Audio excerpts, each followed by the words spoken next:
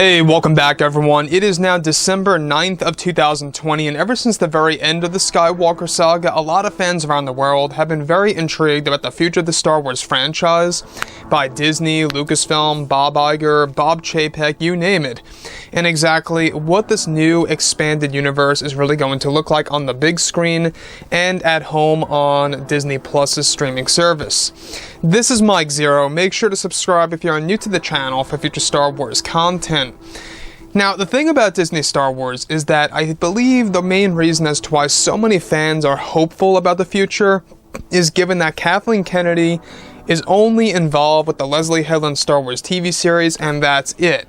Strictly, that's it. She's not involved with Kenobi, she's not involved with the AHSOKA TANO spin-off project in the works, and more to come. So, we're about to see exactly what Star Wars can be like without Kathleen Kennedy's major input or interfering with those projects. Now, given of what happened to the sequel trilogy, we do know that The Last Jedi in Episode 9 had a lot of issues going for them. Specifically with The Last Jedi, it was mainly because of Rian Johnson and Kathleen Kennedy approving Rian Johnson's ideas, and with The Rise of Skywalker, it was really all about so many different scenes getting deleted because of Kathleen Kennedy, and the movie getting changed left and right throughout 2018 and 2019, and the poor marketing job that was done for Episode 9 that also led to lower box office results. So, on top of all of this, what's really intriguing all has to do with Mark Hamill and Kathleen Kennedy, where with both Disney and Lucasfilm now focused on their new Star Wars universe and trilogy of movies, they are also developing other projects for Disney+. Further, it's explained, however, that recently in an interview, actor Mark Hamill was able to get questioned about Lucasfilm's leadership, where Hamill was questioned about Kathleen Kennedy. At one point in time, Mark Hamill went on to reveal that Kathleen Kennedy was the one who pressed the idea to delete so many scenes from the Rise of Skywalker movie, since it would have ended up focusing away from characters like Finn, Poe, and Rey.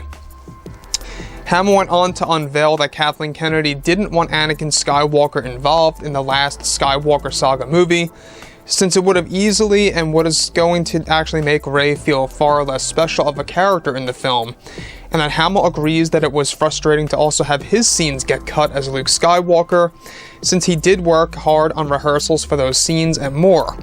Hamill went on to unveil also that Kathleen Kennedy strictly told J.J. Abrams to no longer use any of Colin Trevorrow's work in this version of course, the movie, since J.J. tried to actually save some of Colin's work from Episode 9, Duel of the Fates. Kennedy refused to let any of Colin's work travel into the final cut of Episode 9. Now, let's stop right there for a second, in case you guys are a little out of the loop and confused.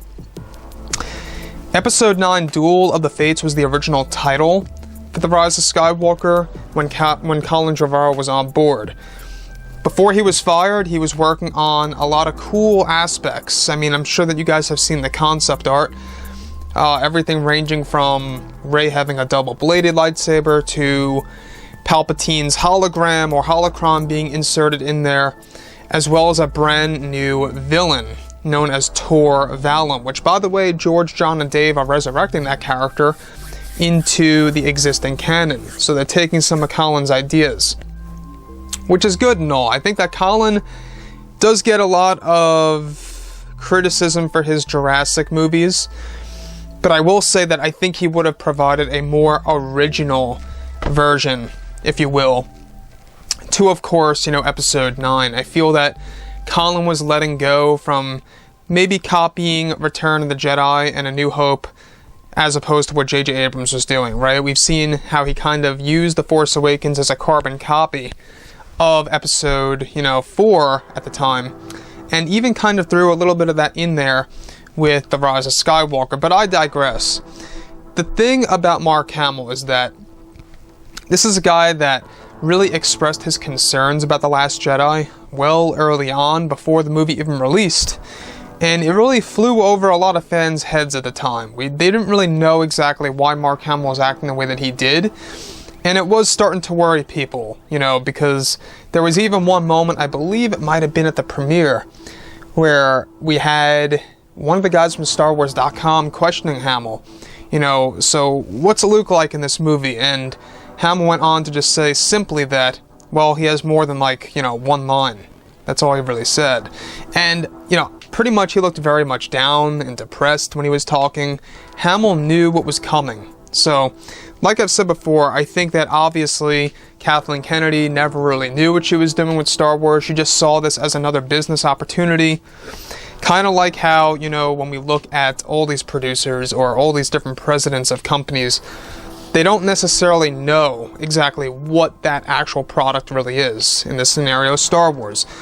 In most scenarios, you know, somewhat they do to an extent, but they actually have creators that know what they're doing.